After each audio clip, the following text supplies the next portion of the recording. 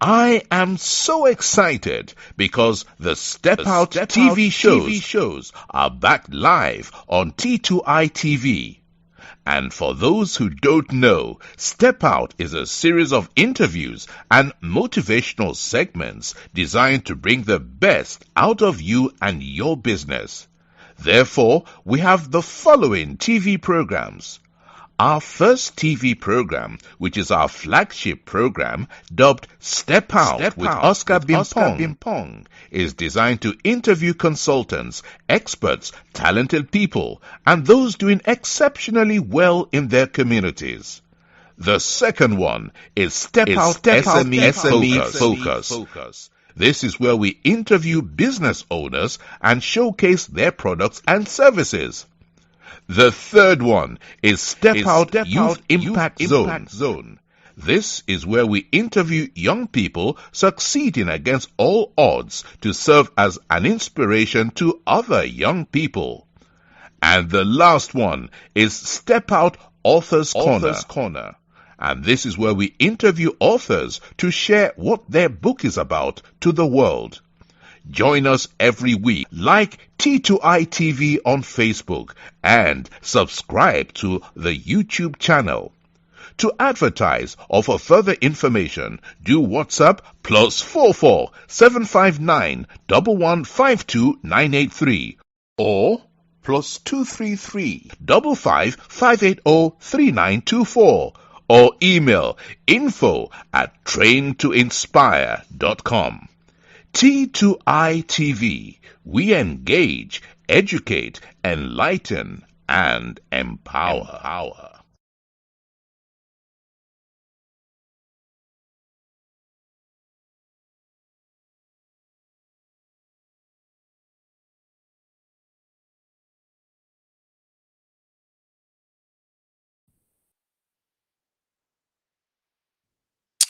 Welcome to another exciting edition of the Step Out with Oscar Bimpong, and tonight we will have another powerful discussion that we are bringing your way, all the way from London.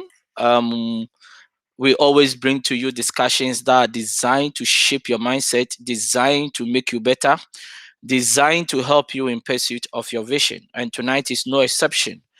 I've got a guest that is well seated to come on the show to really come and talk to us about a pertinent topic that is really affecting Africans and Africans in diaspora. But before I go on to her topic, I would like to mention a few of our sponsors. This program is sponsored by Train to Inspire Consultancy. That is your business training and consulting firm.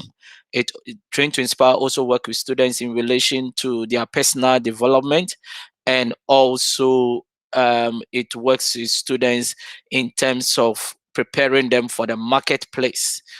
So if you really want your students to really be aligned with their personal development, what you need is Train to Inspire Consultancy. Also, ZPay Ghana Limited, your remittance and mobile money company based in Ghana. ZPay just launched their USSD code for mobile money, and that is *270#. Just dial it on your phone and register for ZPay mobile money. With ZPay mobile money, just dial *270# on your phone and you are done. You don't need a third party to register for ZPay mobile money. That is how they have brought technology to you. Now, if you want to contact any of our sponsors, their contact details are scrolling on the screen. Take them and contact them. Also, if you want to sponsor any of our shows, you are more than happy to do so. Just take the number for T2I TV UK or Train to Inspire Consultancy to be part of this. As a consultancy firm, if you advertise with us, we are also going to support you to help grow your business and also help you to strategically position yourself in a marketplace. All right. Now, for those that don't know, my name is Oscar Bimpong. I'm always your regular host on the Step Out TV shows. And tonight is no exception of the kind of discussions that we bring to you all the time.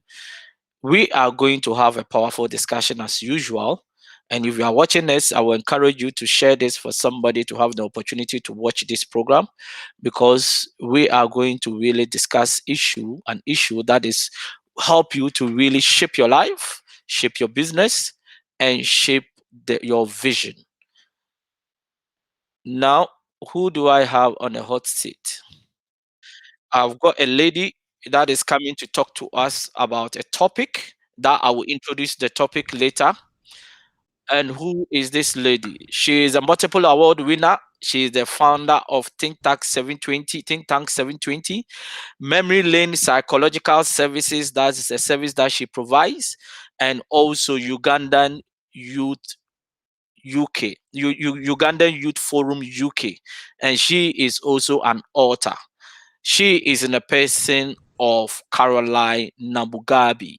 Please welcome to Step Out with Oscar Bimpo, and you are live on T2I TV UK. Hello, ladies and gentlemen, distinguished ladies and gentlemen. Good evening, wherever you're listening from. Thank you for providing the platform for me to be here and share my knowledge and my experience. Wow, thank you very much for honoring our invitation, and we are also very blessed to get you here for you to share this powerful topic with us. Now, before I go on, I need to really talk about what topic we are going to talk about. And our topic is the 21st century woman. Now, before I go on to our topic, who is Caroline Namugabi in your own ways? Caroline Namugabi is an African. First and foremost, I am an African. I am a humanitarian. I am an author. I am a business entrepreneur owner. And my profession is a psychologist.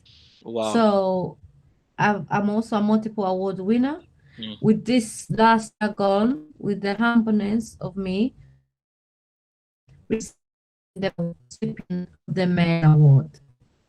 Okay, I think your line break a bit, so we didn't hear the last bit. I am a recipient of the Mayor's Award. All right then. Okay. 2020. Wow. Congratulations to that. Yes. So now let's go straight to business. Now, why women and not men? Women are mothers of the earth. We are the mothers of the earth, right? And it is imperative to know that show me a woman and I will show you civilization. Civilization begins from a woman.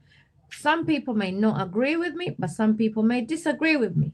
And having said that, from my knowledge, is that when you leave a woman to nurture anything that is nurtured and watered, right, by an individual person, that person blooms it into civilization. Wow. Some will agree with you, some will not agree with you. But why is it that women has been left? It looks like women has been left behind for quite a long time. Why? What was the problem? No, they have not been left behind. It has been assumed that they've been left behind. But anything that is in the background does not mean that is not doing the work. What happens is it happens in organizations too, institutions. The people that do the real work, the rich millionaires, are always in the back burner. They're always in the back seats. I'm sure you'll agree with me. Wow. And the ones that are not doing the work, they've been put there as statues. So women do a lot of work in the background. It's been shown biblically that they empower, they nurture their homes, they nurture their communities. But it's just they're not vocal about it. They were not being allowed to be vocal about it. Now that they are allowed to be vocal about it to a certain extent, then it helps. Wow. That's kind of interesting, and I like the analogy that millionaires are always in the background. And that really relates to women, because you are always in the background, and that is why you don't get noticed by the ones that who do all the hard work and build all the strategy. But let me go to leadership. For example, leadership, it has always been men that has been at the forefront. What do you think is the role of women in relation to leadership, and what do you think the future holds for women when it comes to leadership? I think as a leader, myself as an example, as a woman leader, it is humility that takes you to responsibility and accountability. You can be leaders in different, like I wrote this in my book, Challenges of Identity, a Psychological Perspective, right? Different organizations, home, and out in the social world acquires for different leaderships and different ways of acting, right? Now, when you are a leader in certain scenarios and in different environments, you act differently. So if I'm a leader in my own home, as women, we are the head, the tail, is it the neck? But the men are the head. So the neck holds the head. So that entails you to be a leader of humility. Now, if I go and I'm a businesswoman and I have my own business, it entails me to be the head of that business. So different leadership roles demand and acquire different tools. So that is leadership. Wow. But what is the role of women when it comes to leadership in modern day Africa, in modern day Black women in diaspora?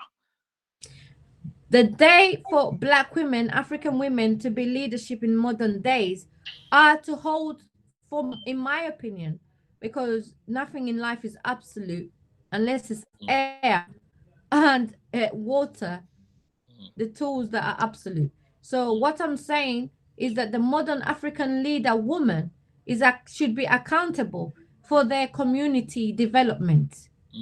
That is the role. My role, I have a responsibility and accountability.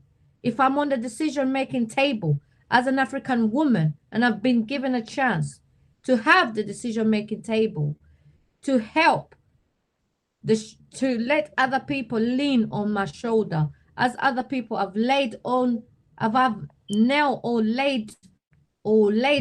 people's shoulders. So I believe that the 21st century woman, it is her responsibility to drive the African community leadership within the village, because my African responsibility is to bring it. It takes a village to raise a child. So I should be the village for my community. This is also has been said by Oprah Winfrey. Oprah Winfrey has said that it takes a village to raise a child. So we come as a village, as women. We have the responsibility to be the village for our communities within the African diaspora, if we are in leadership. Wow. Now, I've been hearing this, it takes a village to raise a child. It takes a village to raise the child. What is the actual meaning? The actual meaning in the village, the parable means that we hold hands together. That if you're my next door neighbor and you see my child doing wrong, you have a responsibility to correct that child. I speak this in personal experience that it happened to me before. When I was here in the United Kingdom at such a young age, my next door neighbor, who was African, had a responsibility to tell me, no, that's wrong what you're doing, even though my mother was not there. But I'm speaking of the 90s. This is the 21st century. So time difference has changed. You see what I mean? Exactly. In the 90s, African communities were together because they had the responsibility of holding each other together. But now in the 21st century, it has become digitalized. And also the legislations and rules of these societies have changed. So everything has been modernized. But is it for the good or the bad? That's what we'll delve into later. Yes, but I will even want to even move in that direction a bit.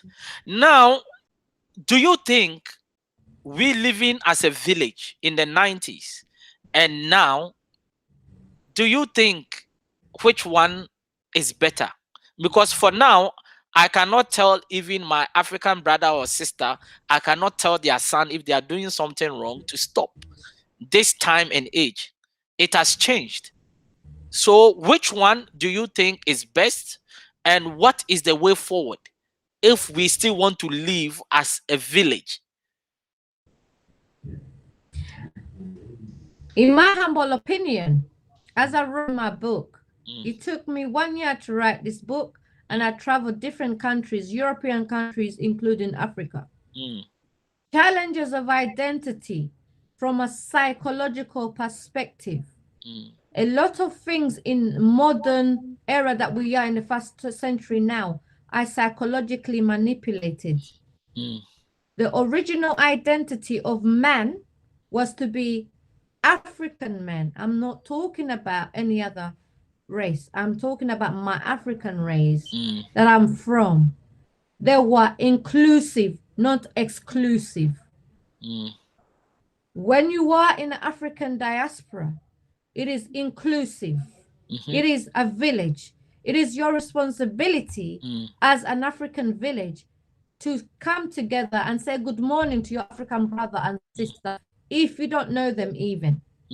But now that we're moving into a psychological manipulation system, which is the 21st century, each one get what they want to do, or the exposure is for instant gratification. If you're searching for instant gratification, then what will happen? You'll be exclusive, not inclusive. So you think instant gratification is one of the reasons why we are getting to this level, right? Absolutely, 110%.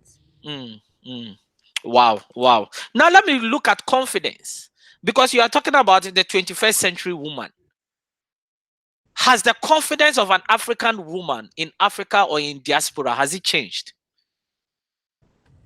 Absolutely. What happens is the formation. There's a book that I read, because obviously, as you know, as an author, it entails you to be a researcher. And not everyone that write books, anybody can write a book, but it depends on what your genre of writing is about. My genre of writing is self-help and education, academical books. So when I'm doing research, it entails me to search and dig deeper in certain dimension of thought processes. So the formation of modernity, how modernity was formed, because in this country where I reside, Britain, it was industrialization in the 90s. People worked in the factory.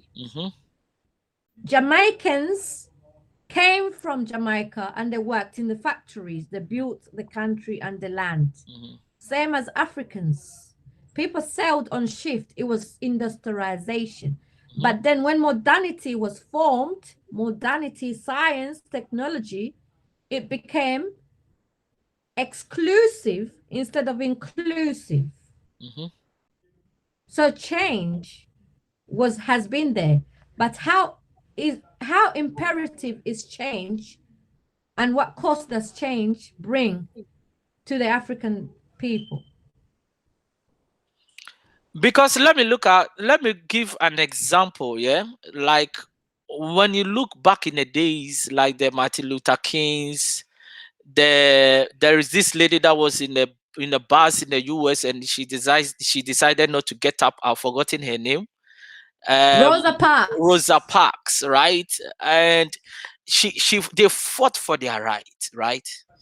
Do you think the 21st century woman of today, we are fighting for our rights the way our forefathers did, or our foremothers did?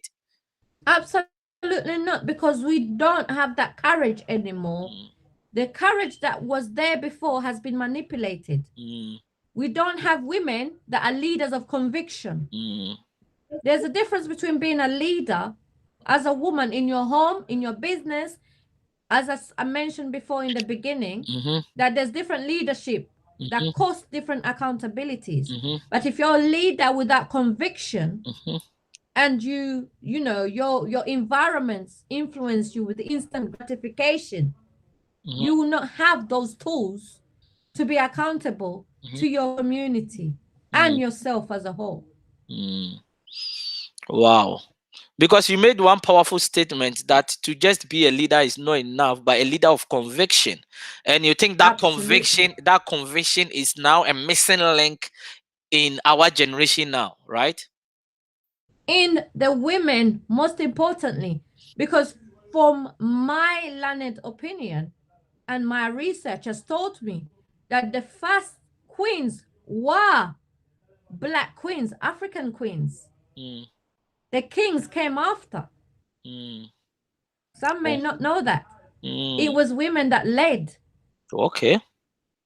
So, Because we have got the Yasantois from Ghana, and yes, they fought the battles when the men were sitting down, yes, isn't it? exactly, from Ghana. Yeah. Absolutely. Women were on the front line because those women were filled with conviction and passion. But right now, conviction and passion has been manipulated with instant gratification. Now let's move to women being on a decision table. Now, when you go to a lot of organizations, women are at the forefront. They are leading. They are executives. They are CEOs. They are even founders of big businesses. In which, in about the 20th century, most women were housewives, and they were just sitting at home looking after the children. When the husband comes home, it looks like they have to look after the husband too. That's all that they were doing. Now compare that to today. Do you think women, we have been able to find a good balance between working at the corporate level and looking after home?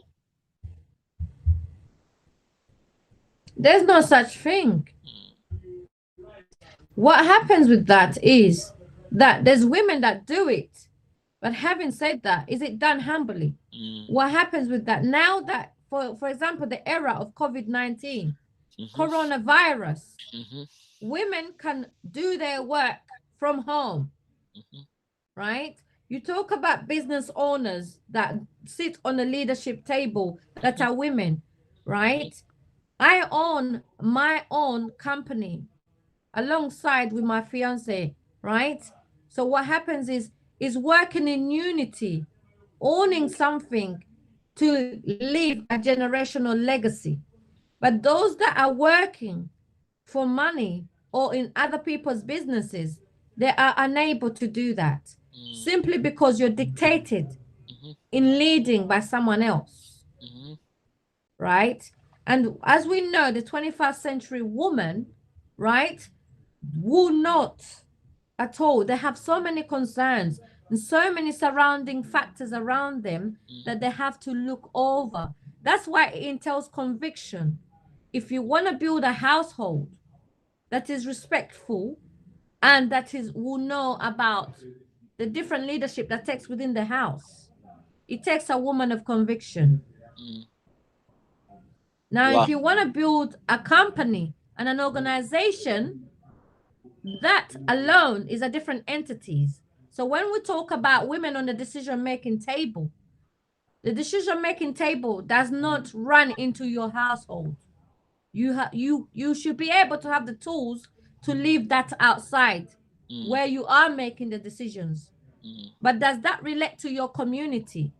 So the conviction that you have to have a balanced conviction and a balanced meeting of the mind with your community. If I'm a woman who doesn't connect with the village, but I have a leadership position, I will not engage my village, my community, in my business. However, how I lead in my household, that different type of leadership, right? In my household, my husband, my children, right? Will also spill into how my thought process is with my village. So then it stems into different leadership with cultural identities. Yeah, I think probably we'll come to the culture. But do you think the success of women in the 21st century has become a threat to men, such that men are not really comfortable when women are becoming successful? Because I think this one, I don't want to say it's not a fact, but it looks like when women become successful, it looks like, one, it is alleged that, I want to choose my words carefully before I fall into trouble, it is alleged that women don't respect when they are really on top of the game when it comes to success in the home. It is also alleged that if they earn more than the husband, then it looks like the husband also feel threatened because the woman probably is contributing more to the home. What is your take on this? In my humble opinion, my take is this, is that it depends on the individual husband that you have. Okay. We have a lot of strong men out there that it doesn't matter even if you are the Queen of England. What people don't understand, that the Queen of England respects her husband. So it depends on the individual woman, how you are nurtured and groomed. Hence why I say that the family, first of all, has to be molded with a certain leadership. And it comes from a woman, right? So the kind of man that you have to lead the house, the home, even if he hasn't got money, the fact that he's a man, the head of the household, brings humility to his queen. Because you as men, you cannot be kings. If you haven't made yourself into a king, you cannot have a queen. So in regards to that, that's my opinion. But having said that, in this 21st century woman, they have demeaned, because this 21st century woman has been given so much tools and so much confidence. Well, I say fetish, false confidence. Things appear to be. But if you go back to the grassroots of where confidence comes from a woman, a queen lets the husband lead. Wow. So it doesn't matter your success level, you still have to allow your husband to lead, right? That is what you are saying. Wow. But if the Queen of England can do it, then the African queens can do it. Wow, wow, wow, wow. Now, because this one brings me to the level of feminism, right? Absolutely. What is the role of feminism in our homes in terms of women taking charge, women becoming who they are born to be, women becoming strong-minded? To be honest, because you see, feminism in a way has got its own way of coming with a negative connotation, right? What is your take on feminism when it comes to family, when it comes to women standing up for their rights, when it comes to women really going in for positions that they think it is also there for them? A woman is a womb man. You were taught, you were put there to be a supporter of the family and your husband, right?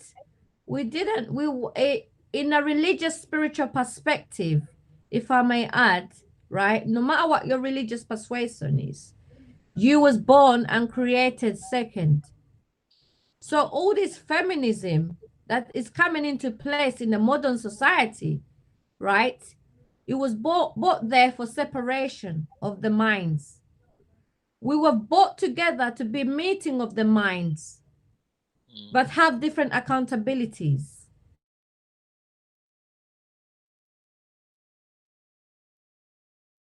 Which is happening now in these societies, because you got men that want to be women too, and you got women that want to be men, transgender and all of that. We can go all into that, but that's another chapter for a different day. What I'm saying now is feminism, it is something that was brought to split the African family. Hence why you should ask yourself, why there in the beginning was there kings and queens? A queen could lead, but could understand, right, the responsibility of a king. Just like what's happening now in the royal prerogative. You never had that woman, the Queen of England, speak harshly of her husband. You've never seen them argue or anything like that in public. So you should ask yourself, what is the intention? What's the notion? And she herself, she's not a feminist, but rather it's supposed to be the meeting of the minds between the king and the queen. The king always rules, the queen always advocates, regardless of what position she's in. Wow. You're making some great salient points in there, and trust me, I'm really enjoying your communication. Now let me move you to this, right? Do you think women are more responsible and accountable than men? Then you're talking about responsibility doesn't come with gender. Responsibility comes with the discipline of the mind and the self, within the self. Responsibility has no gender. This is where labelism or society comes in to divert people. This is where the English language becomes confusing. Because if you say that to me in my African language, I'll interpret it differently. So what we need to question ourselves, what are the languages that we're using as English language? Does it divert the way of thinking of the man? Or is it our African authentic language? Is it what we're supposed to use? Because the word responsibility has no gender on it. Wow. So you are trying to say that the man should be equally responsible like the woman and vice versa, right? In every different environment that they're in requires different responsibilities and accountability. I'm responsible for the children's nurturing. The man is responsible for bringing in the bread in the house, right? But we are both equally responsible for holding the family together. Wow. Yes. Wow. I've got some comment from Norma Ellis here, and I think it's quite interesting. She says, yes, women in this modern Western society is far more disciplined than the men. What's your take on that? In what regard, may I say? Because you have to look at what regard, because responsibility or discipline takes different forms. So you may see me as I'm financially disciplined outside in my business, but am I disciplined in my cultural upbringing? Am I disciplined in my home? What is discipline to you? Wow. Yes, that's a very good question. What is discipline to you? But because let me give you a typical example here. I watched a video where about, is it 5-6 Black Americans among themselves, they have been able to father about over 80 children, right? And I think it goes back to maybe some of this question that she's asking, that yes, women in this modern Western society is far more disciplined than the men. And when you look at in our African communities, even in London, the men give birth to they give birth they give birth to children, and so many baby mamas around with no responsibility at home. What is your take on that? I will use an African perspective, and I may be what they call it, bad feedback. It won't be bad feedback because a lot of we're learning here. Learning continues. So in the spiritual realm, and the scriptures say that King Solomon, how many wives did he have? Is it over 700? Naturally, men are supposed to multiply. But what happens is knowing the responsibility of multiplication.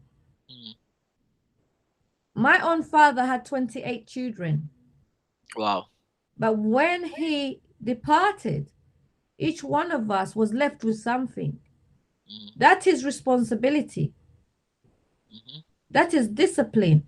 If you know you cannot handle that as a man, and you don't lie about it, you put everything on the table with everyone that you're with the women that you're with, or with the one woman that you have all those children with. If you have this child with this woman, so it goes to a question is, what if you have married with one woman, or you have another woman and you have children outside? Are you transparent enough? It's about transparency and having the discipline and responsibility as a man to say, I did this out of choice, so I'm going to take my responsibility and I'm going to be accountable for that. Having said that, in this modern world, the women, Western world, women are given support systematically, as you would know. In Africa, the African men take care of their women, they make them housewives. If you're not rich enough to have those children, you're not accountable for them. You cannot have those children. You can, but that's a man who's a werewolf man. Kings look after their women with all those children in Africa. You must have some form of income coming in for you must be wealthy.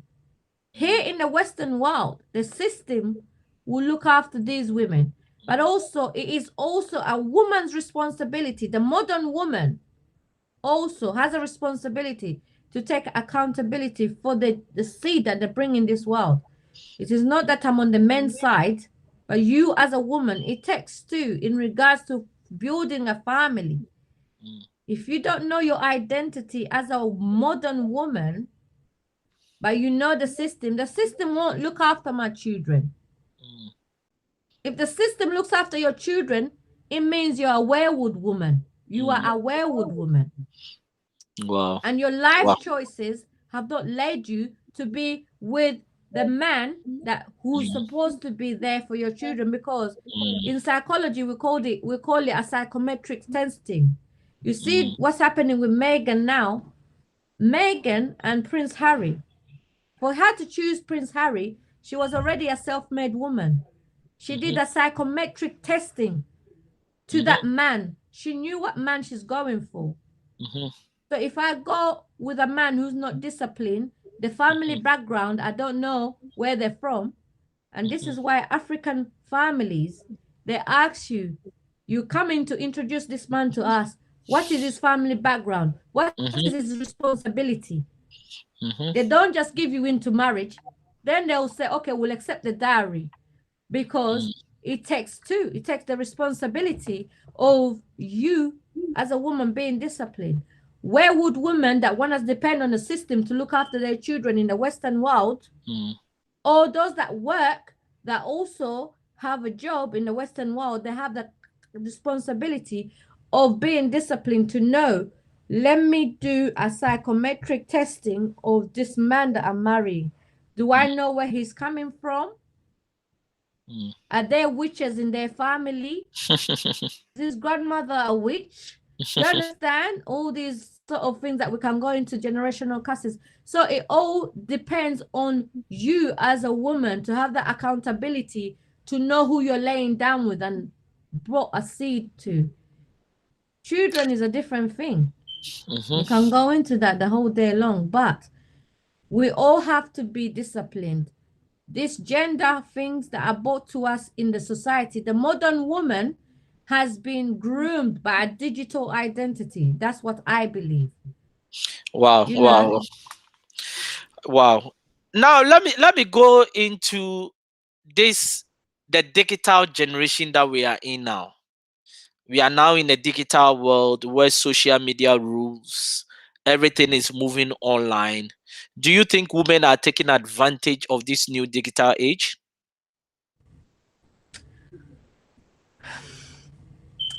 It depends on what you call advantage. I can take advantage of it business-wise. Or I can take advantage of it showing off my, my assets, dressing a certain way, lowering men, you know, getting what I want, the likes, the whatever.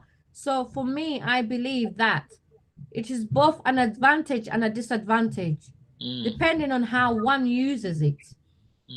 Because my second book is about digital identity, a business and a social perspective. From my research so far, it's been told that this agenda was opened up since in the 1990s. So the people that plan for the social construction of life, they know they plan 10 years, 20, 40 years ahead. But you as an individual, how long do you plan for? So in regards for digital identity, right? It is very, very, very, very important for you to be careful on how you use it. But somebody will say, look, as you are saying, the advantages can even be in different forms. Is, for example, if I go naked and I make my money, of course, I'm getting the right results that I need. So do you think that in the right frame of things, is it the best way to go? Exactly. This is what happens. Instant gratification can take you so far. If you don't have the financial IQ, it won't take you far. But if you want instant gratification, of course it will take you far. So in that genre, it can go into the financial IQ of the modern 21st century woman because they want instant gratification. My research has taught me so. Most of them. But the ones that are born also depends on the era of the woman that you're born into. For example, people like Oprah Winfrey. Oprah Winfrey suffered racism in the institution. She suffered rape, but she never gave up on her career. She decided out of, civil rights movement, where she grew up in that era, she decided no, regardless of all the racism that was there, besides all these computers were not available those times, but she conquered. Is this new generation able to do that without the digital perspective of it? To have their own big organizations? Nah. Millionaire women and disciplined women were made in the 80s and the 90s. How were they able to manage without the digital era? So it's all in the mind. How you digitalize yourself within this space, the digital land space, is all in the mind. Do you let a computer or a system or a security system control how you want to set your identity online, or do you build a legacy for your children to see? Wow. Yeah, because it's quite interesting because if you look at the digital age, the digital age that we are in now, and some women, I would never say all women, but some women, it's like now people are looking for things that will trend, things that people are really going to chase, and because of that, it has caused. It's not even only women, but we are talking about the 21st century women. So let me stand on the side of women. So people are always looking for ways that they are always going to trend every day. And it means that you have to do something different on a consistent basis. And that is really a challenge. So people are being innovative. And the question is, what do people want? So, but I also think that they are giving what the people want, isn't it? Because if, for example, people want nude pictures, and especially men, if they want if they want nude pictures and I can provide them and I get them, I get my money. That is the instant gratification that you're talking about. But in the long term, it is going to be a challenge for them, isn't it? Yes. Now we talked about. I want you to talk briefly about the psychological identity, how it has impacted those that are born in the diaspora, how they are finding challenges where they are born, and also when they go to Africa, they are also seen differently. Can you talk to me about this psychological identity? Absolutely. That is something I denoted in my book, Challenges of Identity, a Psychological Perspective. You can find that on Amazon. I wrote that book as well according to my challenges that I was facing, right? And I said, you know what? First of all, we have to unpack what an identity is, right? There's different levels of identifying things. There's a subject identity and there's an object identity. A subject identity, which is you, a human being, changes identity at all times. An object, which is a chair, does not change identity, as an example. So, as subjective beings, we change identities according to different environments. Now, for me, right now, I'm going to give a cultural perspective of identity, right? So, when I am in London, United Kingdom, even though I've been here from a young age, up until my late 30s currently, I am seen and as an African woman, regardless of the British passport that I have, of the British passport that I hold. Having a British passport does not make you English, Mm. right? It only nationalizes, is a nationalization. If you uphold the nationalization, it can be taken, stripped away. It does not make you English. So I'm not an indigenous person. I'm not a national. I am nationalized. So when I go to Africa, where my heritage is, I'm also seen as an English person, right?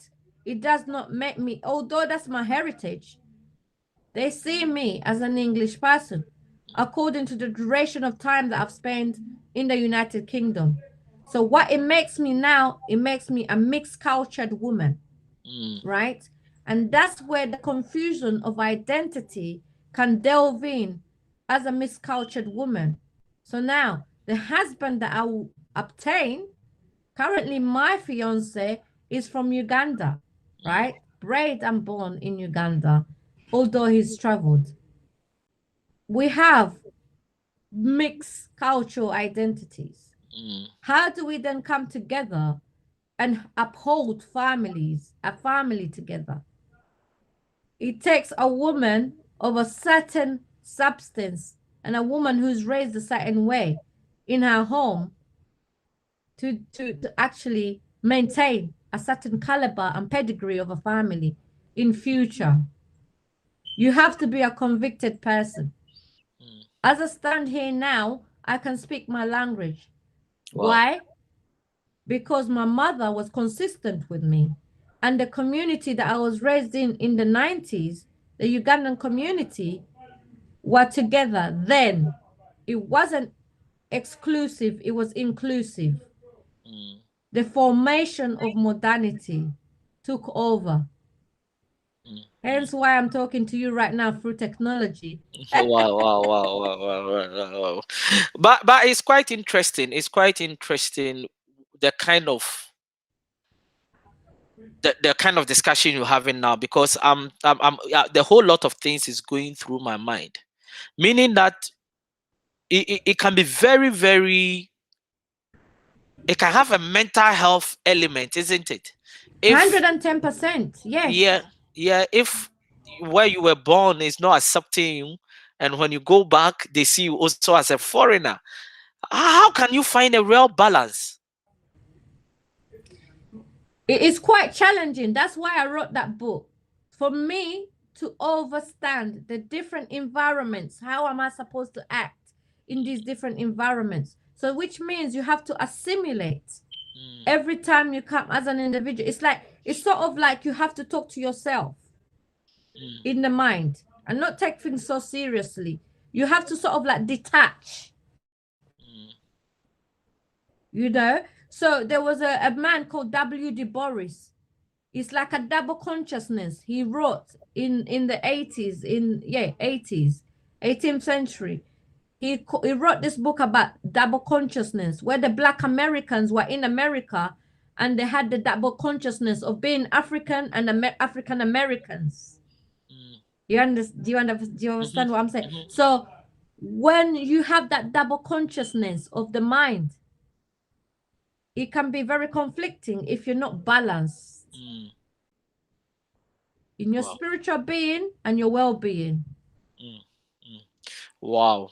I always say that if the discussion is very good, time really runs faster. And trust me, we've got less than 10 minutes to get to the top of the hour. Wow.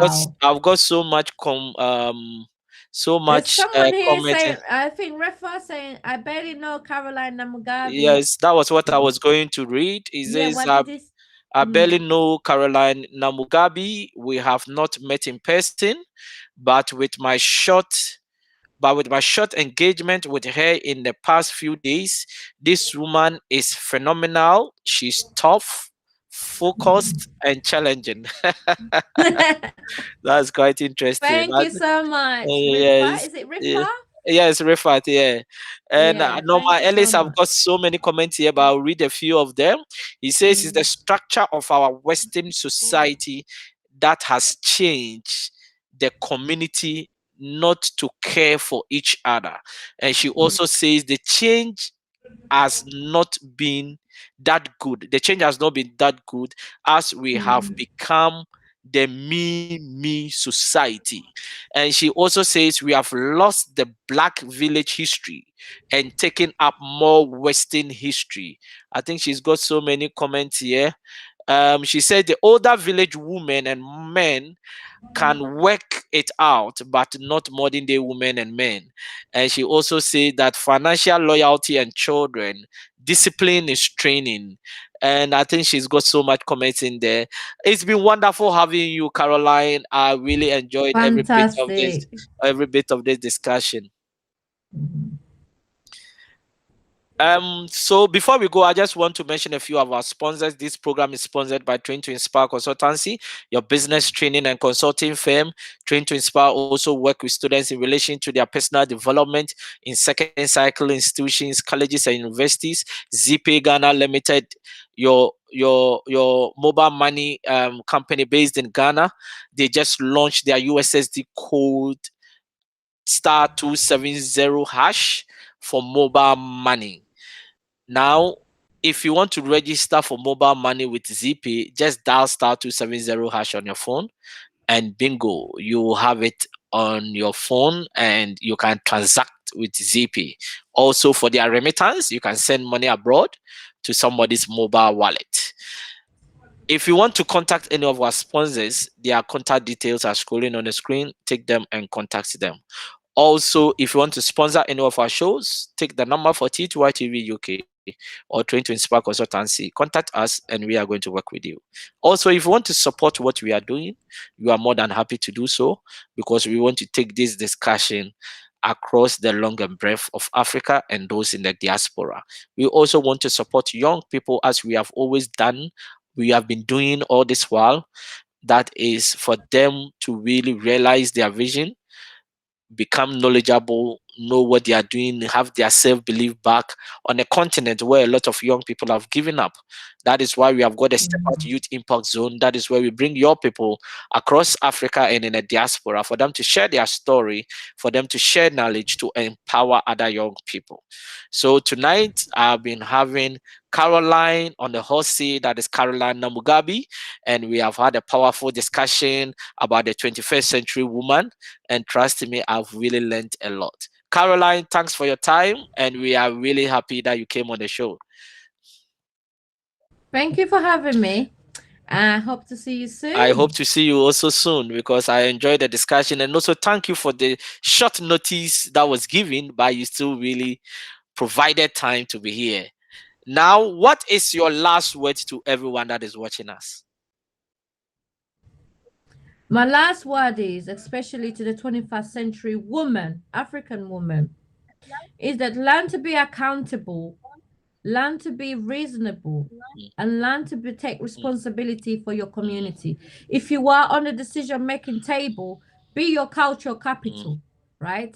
We definitely need your cultural capital to engage with our community. Learn to intertwine with your community internationally. Internationally. If you're a 21st century woman, you got tools disposable upon you. You can write, you can edit, you can direct, you can do so many things. You can own a business, you can motivate, you can educate. So whatever tools that you've got, please bring them on the decision making table. Bring them on the table for your community to learn from. Do not privatize the tools, but rather give back. Thank Wow, you. wow, wow, wow. Bring your cultural capital on the decision table and give back Yes. to your community. And as a Yes. woman, there is a saying that it takes the village to raise the child. And the Exactly. foundation of the village is the woman. So please be Exactly. part of that village community, because Caroline is already the headmistress of that village. And Yes. she's Those women, you are welcome to engage with me. mm, You know, I can give you my email. It's info@thinktank720.org. mm, Info@thinktank720.org. You wow. get to me. Wow, wow, wow. Or even if you contact me, I will give her Yeah. her number so that you contact her. And trust me, I really enjoyed every bit of this discussion. And all I will say is that thank you very much for your time. Thank you. Bye bye for now. That bye bye for now, and thanks to everybody that really took their time to watch us. On Yeah. Tuesday, I will have Norma Ellis on the show. I think she's already warming up. She's got a powerful story to share. And on Saturday, 8 p.m., I've got a woman that has really, really, really gone through a lot in life. She is also coming to share her story on Saturday. You can't afford to miss Saturday's one. See you, and God richly bless you. Thank you very much, and see you on Saturday, 8 p.m. GMT. Don't change the dial on us.